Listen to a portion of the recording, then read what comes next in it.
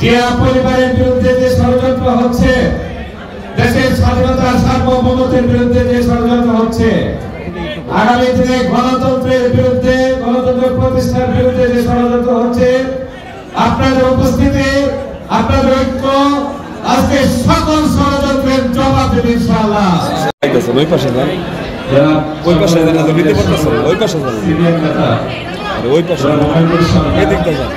সদস্য সচিব বিলাল হোসেন ব্যাপারী, আনোয়ার হোসেন ব্যাপারী, আমাদের আসলাম কবির সহ বিভিন্ন পর্যায়ের নেতৃবৃন্দ উপস্থিত, সম্মানিত ভাই বোনেরা, আপনারা ধৈর্য ধারণ করে বসুন।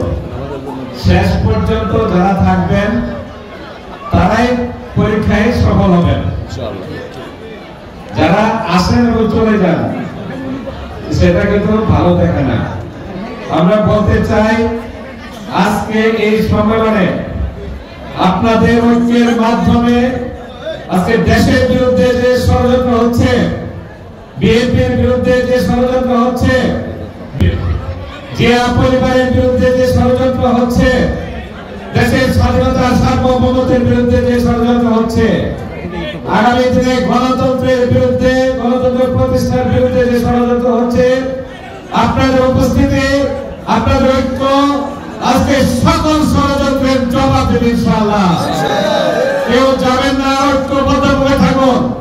যেভাবে এই কর্মী সম্মেলনে আজকে হাজার হাজার মানুষের অংশগ্রহণের মাধ্যমে এই কর্মী সম্মেলন একটি মহাসম্মেলনে পরিণত হয়েছে, মহাসমাবেশে পরিণত হয়েছে, সেই জন্য আমি আপনাদের সবাইকে অভিনন্দন জানাই। ইনশাআল্লাহ আপনারা জানেন যে গণতন্ত্রের জন্য আমরা গত 17 বছর যাবত আন্দোলন করছি। আমাদের নেত্রী, দেশ নেত্রী বেগম খালেদা জিয়া সারা জীবন যে গণতন্ত্রের জন্য সংগ্রাম করেছেন, যে বহুদলীয় গণতন্ত্রের দেশে শহীদ প্রেসিডেন্ট জিয়া রহমান প্রতিষ্ঠা করেছেন, আমাদের আগামী দিনের রাষ্ট্রের জনতা তারেক রহমান যে গণতন্ত্র প্রতিষ্ঠার জন্য আমাদের নেতৃত্ব দিচ্ছেন, ইনশাআল্লাহ আমরা সফল হবই।